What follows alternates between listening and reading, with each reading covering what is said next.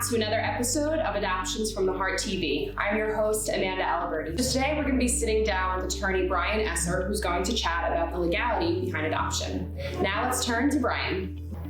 Hi, my name is Brian Esser, and I am an attorney here in New York City with a law practice that focuses on helping people build their families through adoption and assisted reproductive technology.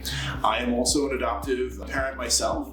My husband and I adopted our two sons, the older one about 9 years ago, the younger one about 6 years ago, with the assistance of Adoptions from the Heart. I wanted to talk a little bit today about the legal issues that face LGBTQ families as they move through the adoption process. You know, we're actually in a really great place in this day and age in terms of recognition of same-sex families and LGBTQ families in general in the law.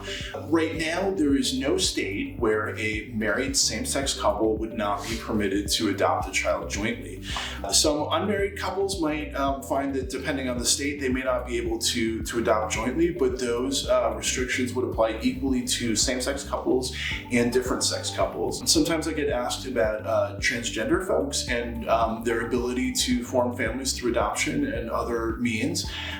There are no formal legal restrictions in any state that would prohibit a transgender person, whether individually or as a couple, from completing an adoption process. When specifically you're looking at the states in the Adoptions from the Heart service area, you know, in the Northeast, all of those states are open to placements with same-sex couples and LGBTQ families in general. Adoptions from the Heart really has been a leader in this space and has been a really fantastic agency for LGBTQ families to work with.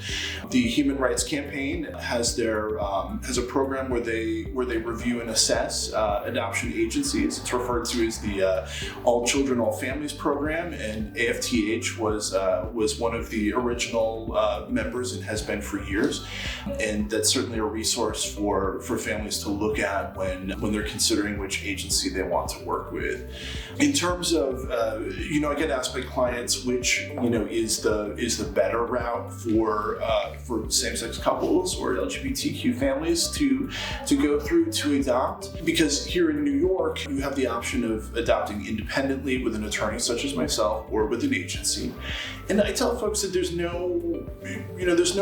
one route that's better or worse for same-sex couples, that it depends on your personal preference in terms of, what type of experience that you want.